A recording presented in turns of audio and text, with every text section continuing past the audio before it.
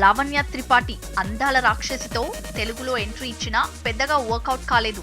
చూడగానే family look ఉన్న love and entertainment stories కి కూడా పెద్దగా సెలెక్ట్ కాలేదు. బాగుంది అన్న టాక్ అయితే వచ్చినా బంపర్ ఆఫర్స్ మాత్రం రాలేదు. అయితే గీతా ఆర్ట్స్ బ్యానర్ పై వచ్చిన భలే భలే మగాడి ఓయ్ మూవీతో అమ్మడు జాతకమే మారిపోయింది.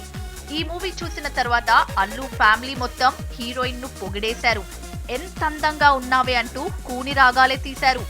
నటనలోనూ ప్రత్యేకత చాటుకుంది. యాక్షన్ తో పాటు బ్యూటిఫుల్ లుక్ తో సినిమా చూసిన ప్రేక్షకుల్ని ఫ్లాట్ చేసేసింది అందాల రాక్షసి.